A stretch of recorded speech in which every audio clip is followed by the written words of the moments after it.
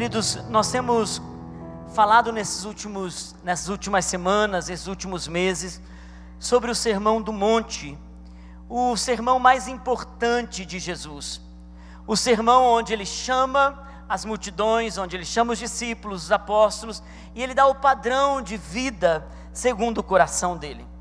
E nessa noite, eu quero compartilhar com vocês, nós temos vindo numa sequência, apesar que o Sermão do Monte, ele tem várias mensagens até o capítulo 7 de Mateus, mas hoje eu quero pular um pouquinho, eu quero ir um pouquinho mais à frente, porque eu sinto que nós podemos pegar uma porção um pouquinho mais adiantada do Sermão do Monte, porque é a porção que Deus tem para essa noite, para esse lugar. Por isso abra sua Bíblia em Mateus capítulo 6, versículo 25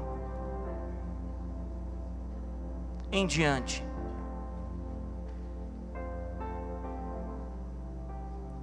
Mateus capítulo 6, versículo 25 em diante.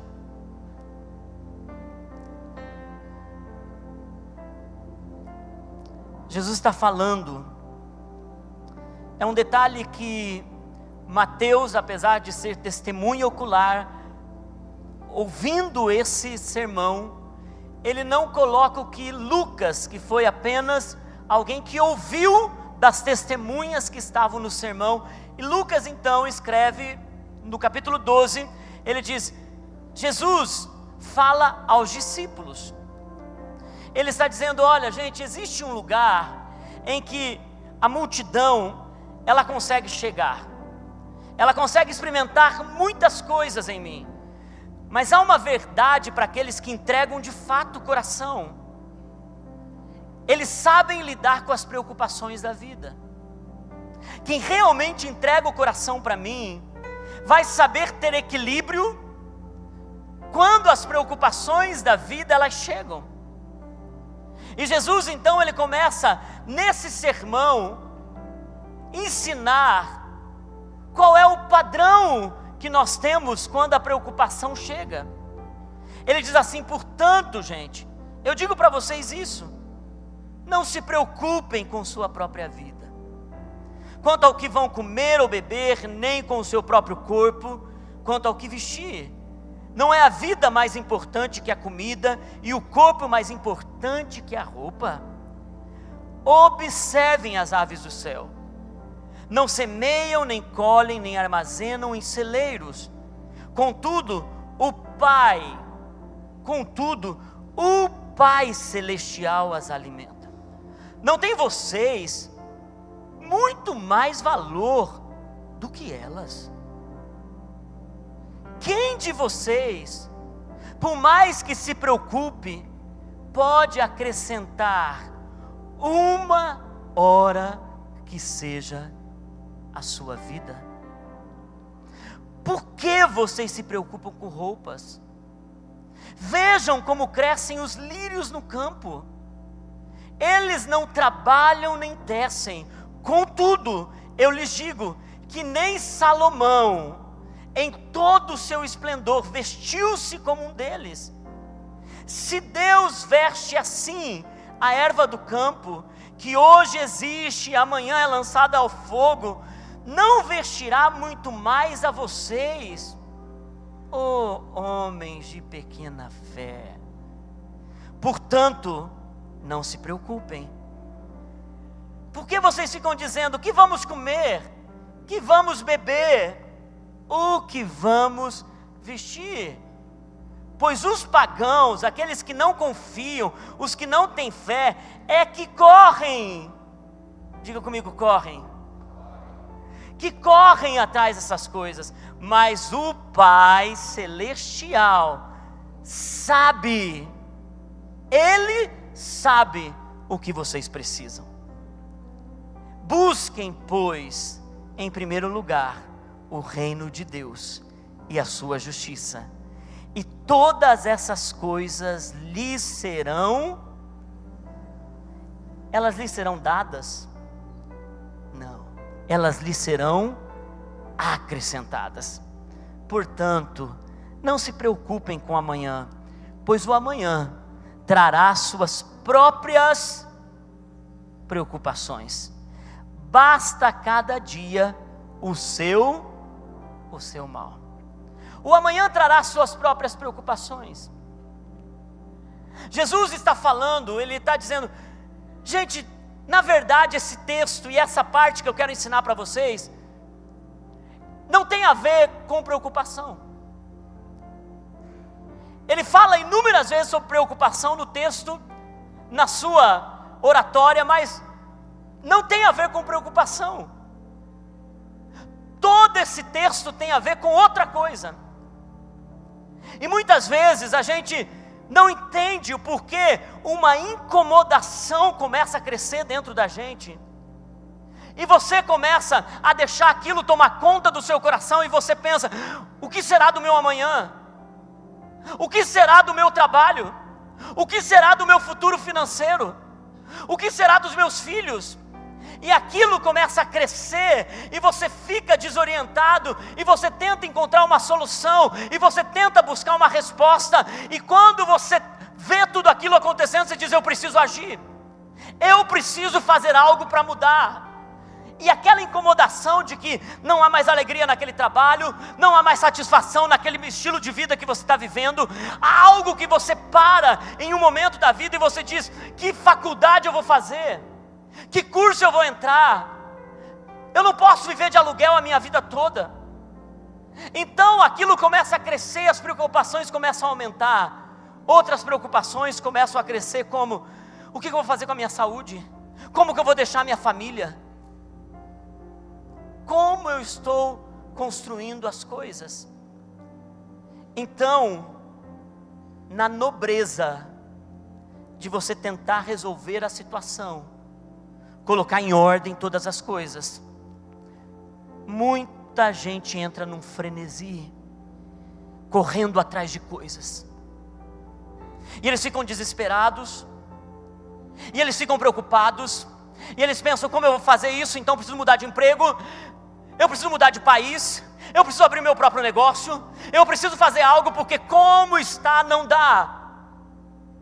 Porque aquilo está tomando conta, e muitas vezes aquilo, ao invés de levar você para o seu destino em Deus, para o seu lugar em Deus, aquilo tira você do teu propósito, e ao invés de você ouvir a voz de Deus, para Ele te guiar ao seu destino, as preocupações, a ansiedade, a vontade de romper, o desejo que algo precisa acontecer, te leva para correr atrás, para construir com a sua própria força. E muitas vezes você pergunta, será que Deus realmente se preocupa com esses detalhes da minha vida? Será que realmente Deus se preocupa? Porque não está mal, pastor. Não estão passando fome, não é uma miséria, não é uma situação difícil. Não está, a coisa não está tão ruim, mas não dá para ficar do jeito que está. Precisa mover.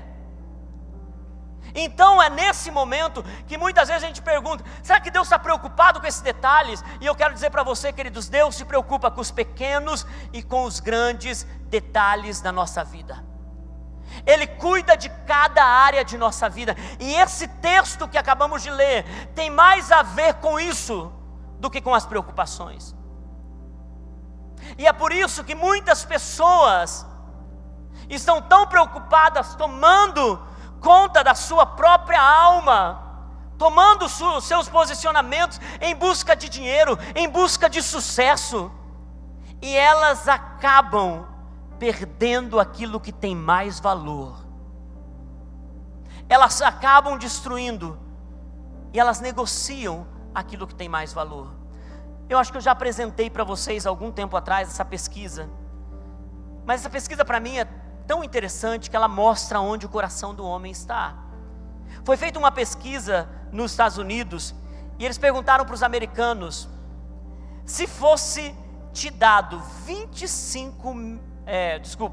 10 milhões de dólares, o que dá para a gente aqui uma média de quase 35 milhões de reais. Se te dessem 35 milhões de reais, você faria o que em troca? Você daria o que em troca? E olha o que os americanos responderam. E eu quero perguntar primeiro para vocês: quantos daqui por 35 milhões de dólares? Gente, 35 milhões. Sei quantos de vocês já tiveram 100 mil na sua conta, 500 mil na sua conta, 1 milhão na sua conta. Agora 35 milhões, mas é dinheiro, gente, para fazer coisa. Agora, eles perguntaram aos americanos, e pasmem, quantos aqui abandonariam a sua família por 35 milhões de dólares? Aqui ninguém levantou a mão, mas é incrível. Você sabia que tem gente que está levantando, abrindo mão da sua família por menos? 25% dos americanos abandonariam a sua família dos pesquisados, por 35 milhões de reais ou 10 milhões de dólares. Vou falar em reais para ficar mais fácil. Quantos abandonariam, isso é mais fácil, quer ver? Quantos abandonariam a sua igreja por 35 milhões de reais? Não levanta a mão, porque eu não quero ficar magoado com ninguém. Alguns de vocês falaram, pastor, a igreja eu mudaria, eu gosto, eu até mandaria o dízimo para cá, mas por 35, pastor, eu abandonaria facinho. 25% abandonariam a igreja. Quantos se prostituiriam por uma semana por 35 milhões de reais, gente? Uma semana.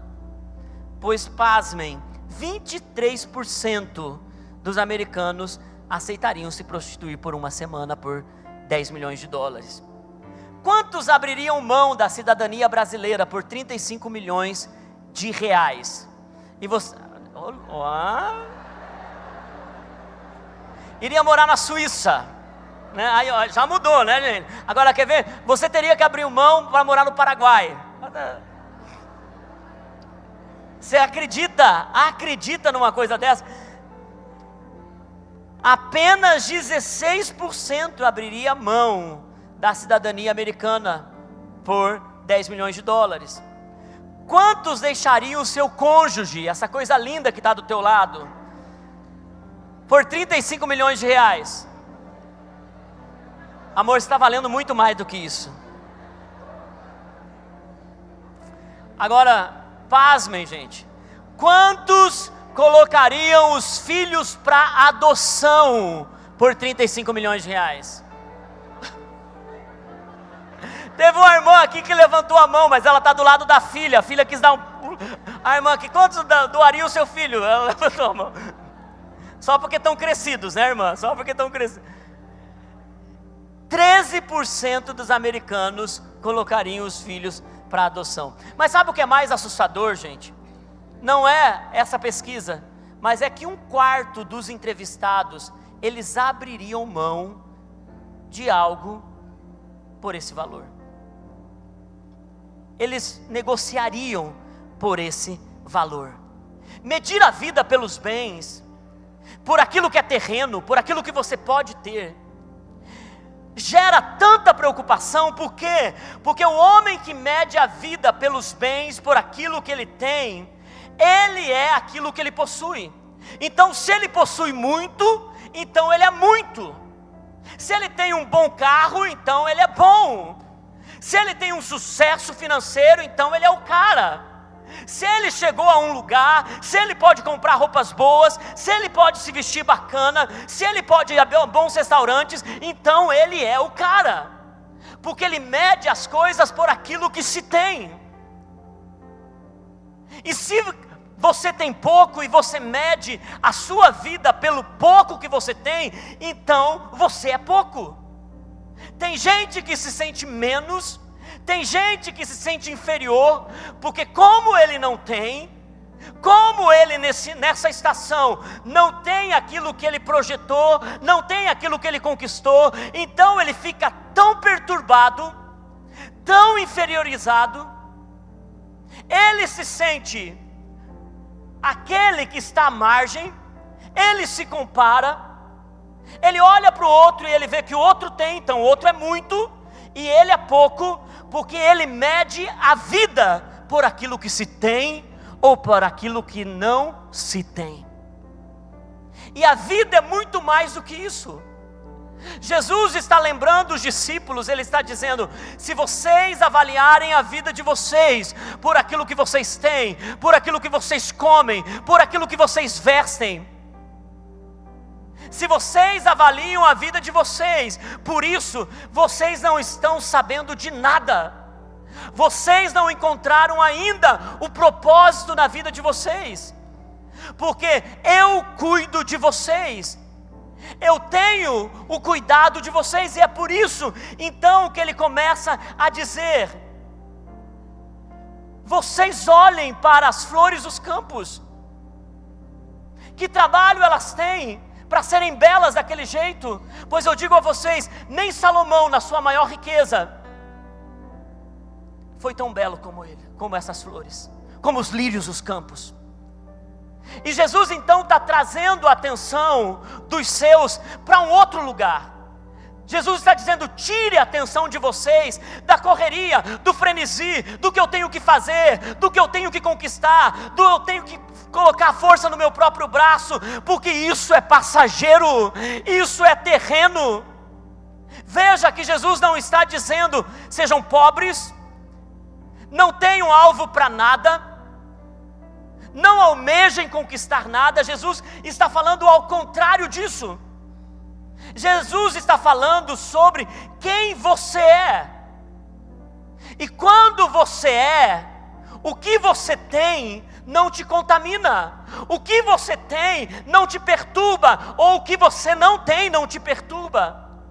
Orgulho não cresce no coração, porque você não é o que você tem. Você sabe a sua identidade. Essa parte do Sermão do Monte, Jesus fala sobre preocupação para mostrar a identidade de quem está ouvindo Ele.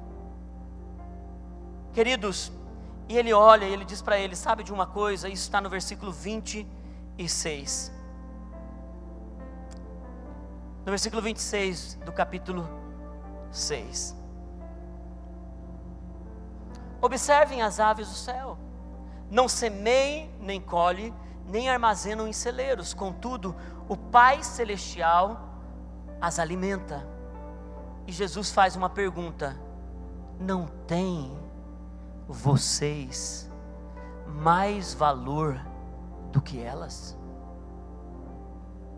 Talvez esse seja o ponto central desse discurso de Jesus.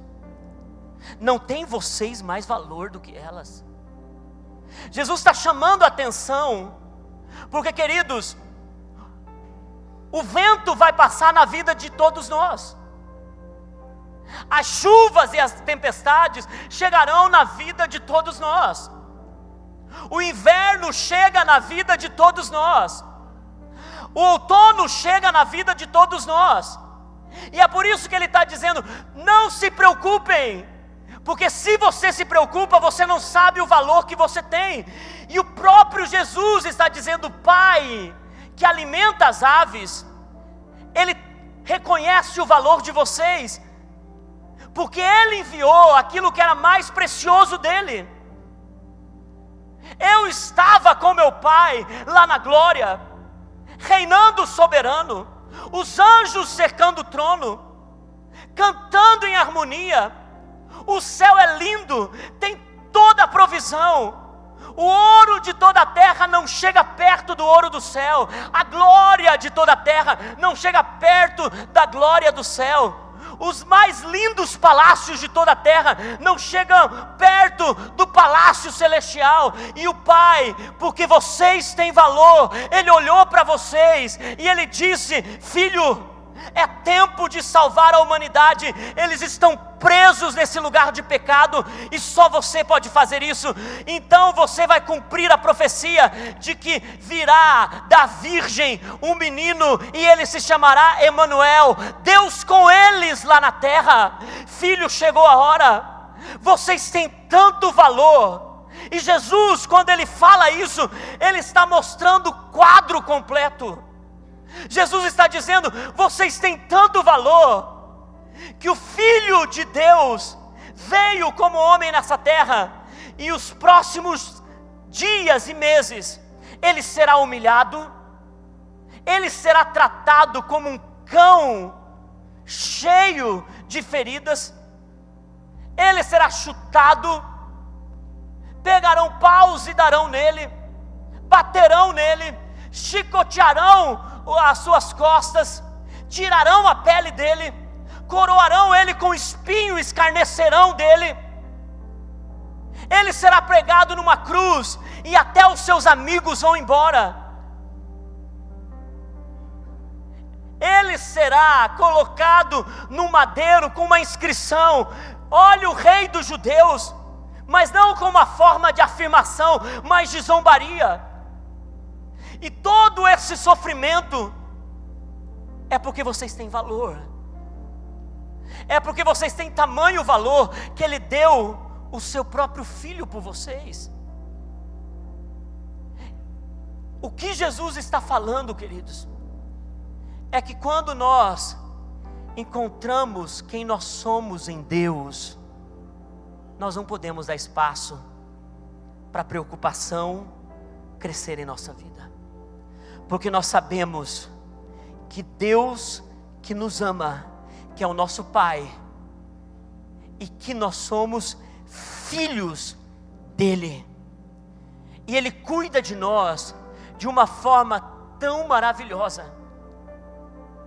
Eu não sei quantos de vocês são pais aqui, mas eu me preocupo com meus filhos, com os pequenos e com os grandes detalhes.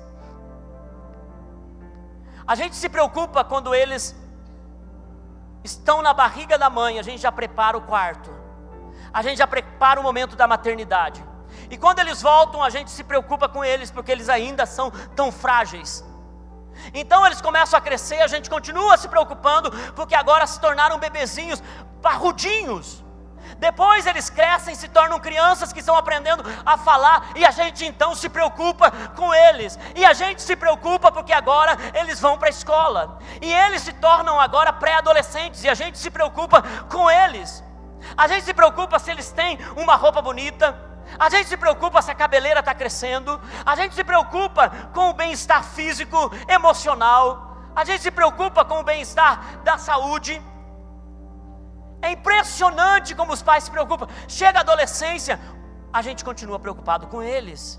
Que horas que vão sair, que horas que vão voltar, com quem eles estão andando, quais são os amigos, para onde eles estão indo, qual é o futuro deles. Chega a hora da juventude, tem que escolher o casamento, vai ter uma nora ou um genro, e você fica preocupado, e se casa mal, e daí você pensa, casou, acabou a preocupação,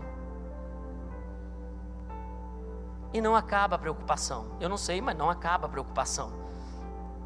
E daí você pensa, agora vem os netos, agora acabou a preocupação, agora você tem duas preocupações.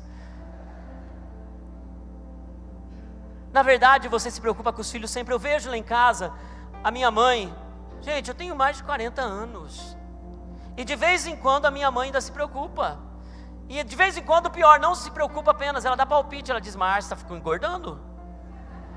Márcia, essa camisa não fica boa para você. Nossa, esse cabelo está meio esquisito, Márcia, dá um jeito. Se preocupa e se importa. Tem pais que quando vão comprar roupa para os filhos, gente, não é assim? Os pais vão comprar roupa para os filhos, e eles chegam lá, ela para comprar um lacinho. Eles dizem assim: eu acho que só um lacinho, não vou comprar mais um brinquinho. Mas essa camisa combina com esse brinco, essa saia combina. Eu fui comprar um tênis. Mas olha, essa camisa está bonita. Ele deixa de comprar coisas para ele, para dar para o filho. Jesus está dizendo aqui: vocês têm tanto, mas tanto valor. E ele então, em 1 João, eu fico imaginando João, que está olhando, ali na primeira fileira, o apóstolo do amor, ouvindo Jesus falando o sermão do monte, e quando ele vai escrever uma epístola lá na frente, João, ele coloca assim, em 1 João capítulo 3, versículo 1, ele diz: vejam, gente, como é grande o amor que o Pai nos concedeu, nós sermos chamados filhos de Deus.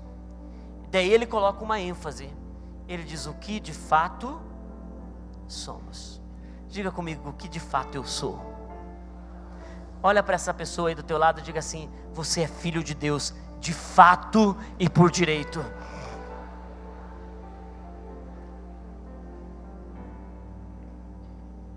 E porque você é filho,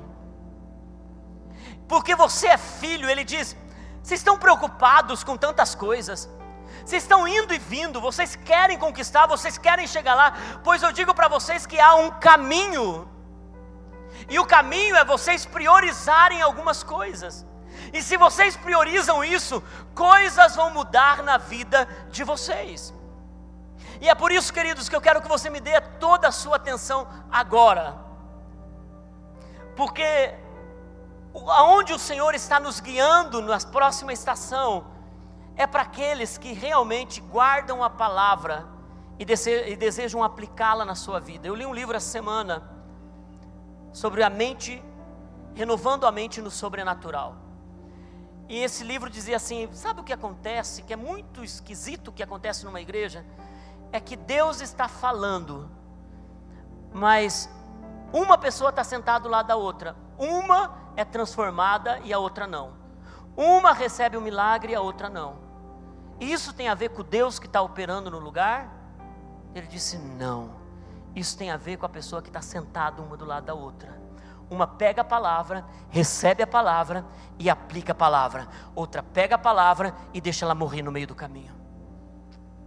Eu me lembro naquela noite de sábado, quando eu ouvi o Senhor dizendo: o tempo de inverno chegou, a primavera, o tempo de inverno acabou, a primavera chegou, é tempo de cantar.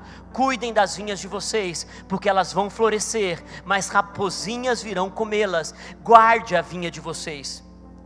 E eu preguei sobre isso algumas semanas atrás. Guardem as vinhas, porque um novo tempo inicia. E o meu coração se encheu de alegria. Eu me lembro que naquela noite o Senhor falou em meu coração: eu vou mudar as estações visivelmente, para que você perceba que eu estou mudando as estações de vocês. Mas eu vou te ser sincero, na minha pequena fé, eu não tive coragem de falar para vocês isso. Eu disse: gente, pode dar uma olhada no céu e vejam como os próximos dias as estações vão demonstrar que o inverno passou. E realmente depois daquele domingo, de uma forma tão impressionante, todo dia, às 15 para as 7, 10 para as 7, eu ouço a Band News e ouço a menina do tempo dizendo: hoje Curitiba vai ter sol e vai chegar a 30 graus. No outro dia: hoje Curitiba vai ter sol e o sul do Brasil está recebendo uma onda de calor que não é normal para esse final de inverno. A primavera parece que está antecipando e eles terão 28 graus. Hoje em Curitiba vai... E gente, toda semana. E deu uma esfriadinha agora à tarde. Eu disse: Deus, o Senhor está mudando a coisa? O que é? Fui dar uma olhada na previsão do tempo ainda para essa semana. Nós já estamos quase há 2 semanas. Estão precisando de chuva. Está seco. Dia 23 começa a primavera, mas parece que a primavera já começou há 3 semanas atrás. E essa semana vai ter chuva, graças a Deus, mas a mínima vai ser 16 e a máxima vai ser 30. Eu quero dizer para você, queridos, tenha a linguagem que Deus está no controle das coisas na sua vida. Saia daqui com uma linguagem dizendo: Deus está fazendo. Tire essa linguagem da desorientação, porque Deus está fazendo algo. Então ele ensina um princípio aqui, e ele está dizendo no versículo 33, vocês são filhos, de fato vocês são, então busquem. Versículo 33, busquem pois em primeiro lugar o reino de Deus e a sua justiça, e todas essas coisas serão acrescentadas a vocês. Lembra do pai o pai e a mãe indo com a criança na loja? Não vou comprar só o lacinho, vou comprar o brinco. Não vou comprar só o brinco, vou comprar a blusinha. Não, vou comprar a saia, vou comprar. E ele vai comprando. Então o que era para ser uma coisa, ele acrescentou. Queridos, eu creio que quando a gente coloca o coração no lugar certo, entende o valor que nós temos e começamos a deixar Deus governar a nossa vida, Ele acrescenta em nossa vida. Ele não apenas libera, Ele acrescenta. E acrescentar é não ter apenas o suficiente, acrescentar é ter mais do que suficiente. Quando você está sendo acrescentado, você está sendo mais do que abençoado. Então Jesus está dizendo: busque em primeiro lugar o reino de Deus. E eu vou confessar para você, toda vez que eu lia isso, eu pensava: aonde mais eu preciso me ocupar na casa de Deus? Porque buscar o reino de Deus, na minha concepção, era me envolver cada vez mais com a casa de Deus. E isso é apenas parte do reino de Deus. Mas aonde o reino de Deus começa, não é servindo na casa de Deus. O reino de Deus não começa você fazendo algo na casa de Deus. O reino de Deus começa dentro de você. Perguntaram para Jesus: quando virá o reino?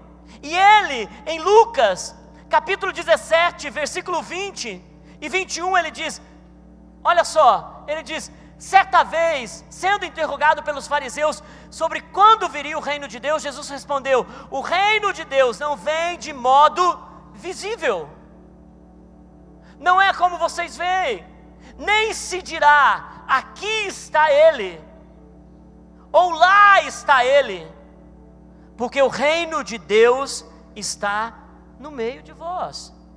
Existe uma tradução que diz: o reino de Deus está dentro de vocês. Sabe, queridos, quando nós somos tocados pelo reino de Deus, quando nós entendemos a nossa identidade, quando nós sabemos que de fato nós somos filhos, e que o Pai provê todas as coisas, e que o Pai cuida de todas as coisas, e que Ele tem tudo no seu controle, nós descansamos nele.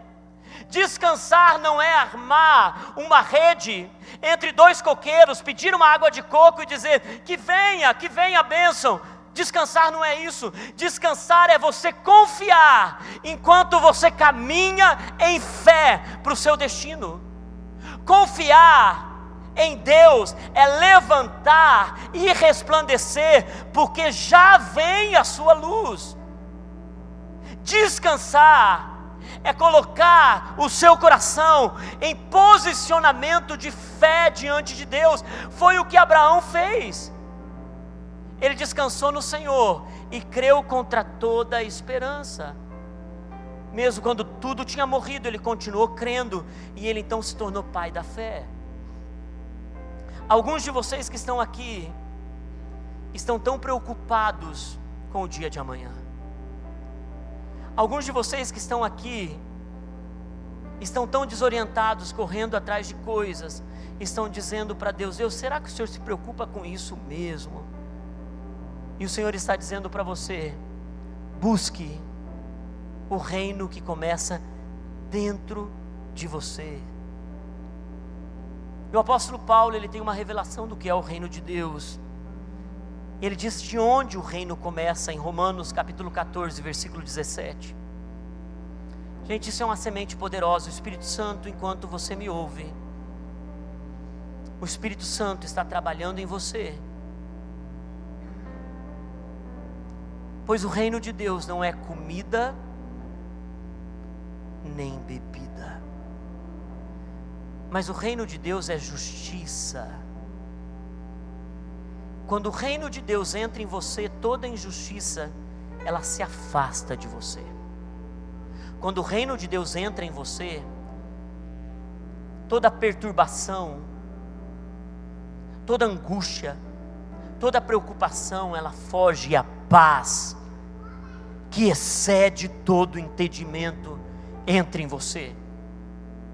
Quando o reino de Deus entra em você, toda tristeza, angústia, depressão vai embora, e a alegria começa a crescer em você. E ele diz aonde começa essa alegria: é dentro de você. E ela diz: no Espírito Santo. E o Espírito Santo habita onde? Na vida plena. O Espírito Santo habita dentro de você, porque quando você entregou a sua vida para Jesus, você foi chamado filho, e como filho, herdeiro, você recebeu o Espírito da promessa, e o Espírito da promessa lembra você que o reino de Deus começa em você. Então, quando você age nessa força e nesse poder, quando você se levanta desse lugar e você diz: o reino está em mim, você sai daqui sabendo que você é filho e que Deus está cuidando de tudo, que você não pode acrescentar uma hora da sua vida. Se você sair da sua casa contando até 10, fazendo figa, se você sair da sua casa fazendo qualquer tipo de coisa para que a porta de emprego se abra, nada disso vai adiantar. Se você passar a noite toda preocupado se vai abrir aquela porta de emprego, nada disso vai adiantar, porque você não pode acrescentar sequer uma hora, você não pode convencer sequer uma pessoa, você não pode mudar qualquer coisa que seja, mas você é filho, e se você confia em Deus, Ele pode mudar o que Ele quiser nessa terra. Ele muda, Ele libera, Ele rompe, Ele faz com que a coisa aconteça, porque Deus pode fazer uma nação nascer em um só dia. Nada é impossível para Deus, mas nós estamos tão preocupados, mas tão preocupados, que a gente não consegue ouvir a Deus. Queridos, eu não sei você, mas eu quero dar tudo de melhor para os meus filhos, tudo de melhor. Mas tem coisas que eu não posso dar para eles. Primeiro, porque eles não têm maturidade para receber. Eu não posso dar um carro para um menino de 16 anos. Eu não posso dar um celular de última geração para uma criança de 6 anos. Não tem maturidade para cuidar daquilo. Segundo, se eu vejo que algo, ao invés de levá-lo a compreender que ele tem um destino e um propósito, e se eu der para ele antes do tempo algo, ainda que ele queira muito, vai mudar o coração dele, eu também não dou. Porque o meu interesse não é que ele tenha, mas que ele seja. O meu coração para os meus filhos não é que eles tenham tudo, mas que eles sejam tudo o que, como pai, na palavra, eu quero que eles sejam.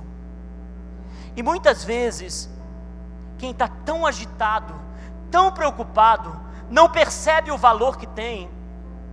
Então, porque ele não tem, e ele se mede por aquilo que ele não tem, ele não ouve a Deus, que está dizendo: eu sou teu pai, eu te darei no tempo certo, eu estou trabalhando na sua vida, eu estou liderando você a um lugar, que quando você conquistar isso, você será pleno, seguro. E é por isso, queridos, que quem confia em Deus, o reino traz justiça, paz e alegria. É por isso que o reino não está lá, o reino não está aqui, o reino está se manifestando e trabalhando em nós e no meio de nós. E é por isso que quem é filho de fato sabe que Deus está cuidando de todas as coisas, de todas as coisas, e que Ele está nesse processo dizendo para você: eu sei que você quer muito isso, e eu vou acrescentar isso para você. Eu vou liberar isso para você no tempo certo. Porque o amanhã já vai trazer o seu mal. Um escritor antigo, ele disse: se alguém quer passar pela porta do reino de Deus, onde há tudo isso, cura, libertação, transformação, milagres, provisão, mudança de atitude. Se alguém quer passar pela porta do reino de Deus, primeiro precisa passar pela porta do seu coração. Se não passa pela porta do seu coração, tudo que você constrói é passageiro. Queridos, não deixe ninguém medir você pelo que você tem, ou por aquilo que você não tem. Mas não deixe você se medir por aquilo que você tem ou que não tem. Tem muitas pessoas que estão enfrentando por muito tempo a espera de um milagre. Deus, por que todo mundo tem isso e eu não tenho?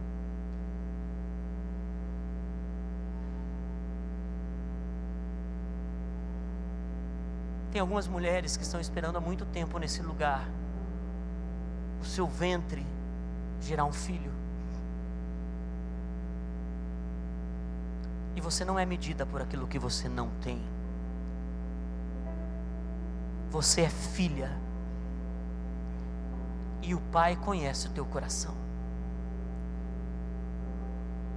E você não tem a dúvida de quando Jesus se entregou naquela cruz, era para que você fosse feliz em tudo que você fizesse. Quando nós entendemos a filiação de Deus, uma paz entra em uma confiança, e nós sabemos que Deus está no controle. Sabe, quando o reino vem, tudo entra em ordem, porque quando o rei se assenta no trono do nosso coração, a desordem vai embora, o caos vai embora. Mesmo que você não tenha, você confia. Pastor, é fácil viver assim? Não é.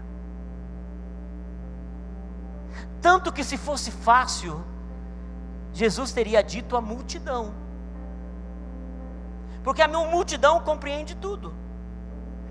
A multidão, quando chega a primeira vez, quanto mais fácil você pregar o evangelho, é melhor, porque ela diz, compreendi. Agora Jesus, quando ele prega essa parte do Sermão do Monte, ele está dizendo, gente, alguns da multidão vão entender. Eu sei que você chegou aqui pela primeira vez hoje, você está entendendo, porque o Espírito Santo já está falando com você.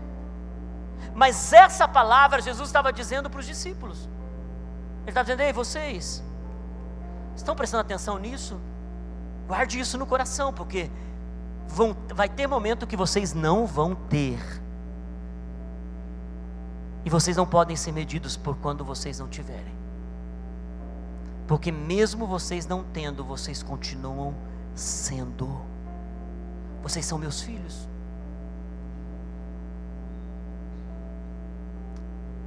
Deus vai acrescentar, queridos, eu não tenho dúvida sobre a sua vida.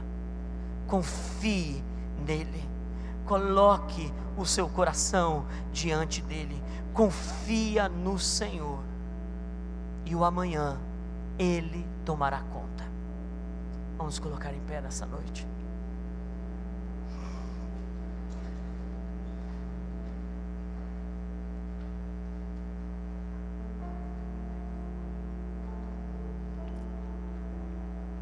Abra tuas mãos onde você está.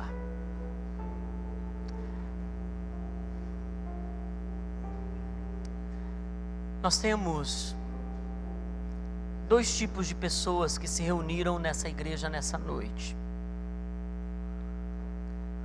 Algumas pessoas que estão aqui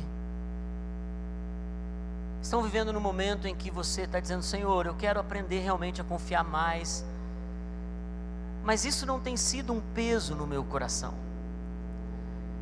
Eu sei que eu preciso crescer em fé, eu sei que eu preciso determinar algumas coisas, então faça com que essa palavra se torne para mim uma aplicação diária, quando o vento forte bater, quando o inverno de novo chegar.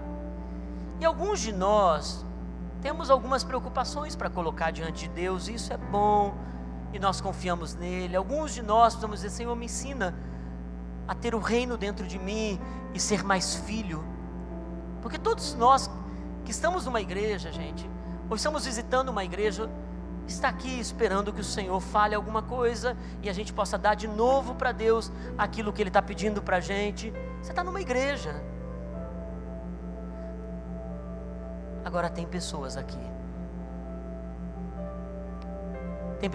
que estão nessas últimas semanas muito agitadas, e tem pessoas que estão nesse lugar, que estão numa correria interna, num desespero, e você está indo para tudo quanto é lado, e você está dizendo: eu preciso agir, eu preciso fazer, porque desse jeito não dá mais, meu Deus. Mas é um desespero, não é uma preocupação que você entregue, você confia, é um agito interno. E você reconhece quando Deus está falando. Você sabe quando Deus chega num lugar e Ele está falando. E eu te digo isso porque na conferência dos jovens aqui, semana passada, numa das sessões, quando o pregador começou a falar, eu sabia que Deus estava falando comigo. Parecia que não tinha mais ninguém naquele lugar, era comigo. E como pastor, muitas vezes você está ali, está preocupado com tanta coisa, você ouve a Deus no culto, mas não é a mesma coisa. Mas aquela tarde eu sabia que Deus estava falando comigo, e quando eu vi toda a pregação, e um menino, ele disse: então você que sente que essa palavra é para você, vem aqui para frente. E eu fui o primeiro a me jogar aqui, porque eu sabia que aquela palavra era para mim. Muitas vezes o Senhor falou, eu recebi a palavra, eu disse: glória a Deus, que boa palavra, eu guardar isso no meu coração é mais uma pedra para consolidar a minha vida espiritual. E a gente celebra, e a gente tem o coração em temor diante de Deus. Mas tem dias, gente, que Deus fala mais com a gente. E se hoje o teu coração chegou aqui de um processo de tanto agito, isso é porque você chegou até a perder o sentido do teu valor em Deus. E muitas vezes você ficou agitado dizendo: eu preciso ter, porque na verdade a sua alma estava dizendo: para ser, você tem que ter. E você não tem, por isso você não é nada. Há um agito no teu interior e há um desespero, e você hoje quer entregar para Jesus isso e confiar nele. Para essas pessoas, esse altar estará aberto enquanto nós vamos cantar. E para todo o restante da congregação, nós queremos entregar para o Senhor e dizer: eu descanso em Ti, aumenta a minha fé. Eu preciso de força para continuar, mas eu não estou nesse desespero. Se você está assim, venha para frente. Se você não está, fique no teu lugar e adore ao Senhor. Seguro estou nos braços daquele que nunca me deixou.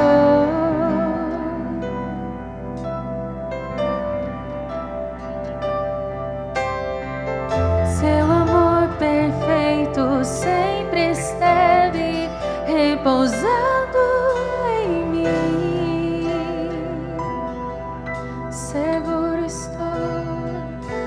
Tem só um passo mais à frente, mais pessoas estão chegando. Seguro estou nos braços daquele que nunca me deixou.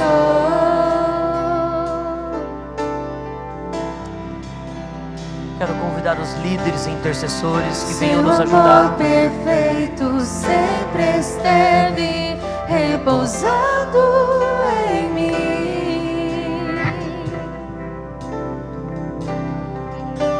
E se eu passar pelo vale, acharei conforto em teu amor, pois eu sei que és aquele que me guarda, me guarda. Em teus braços é o meu descanso.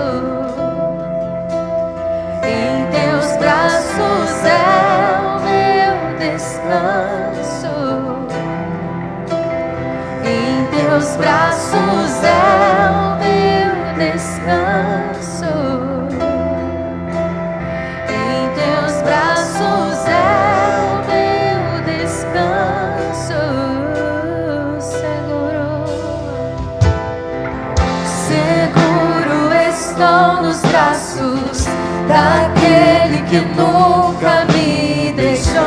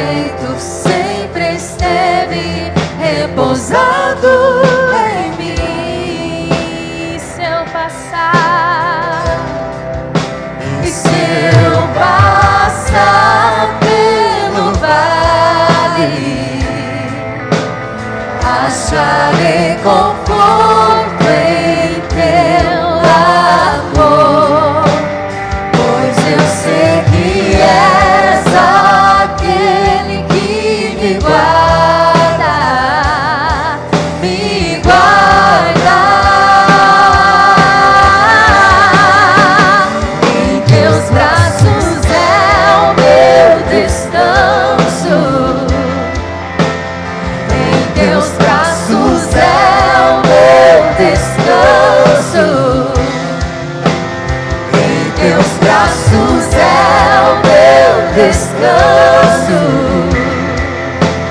Em teus braços é o meu descanso. Em teus braços é o meu descanso. Em teus braços é o meu descanso. Em teus braços é o meu descanso. Em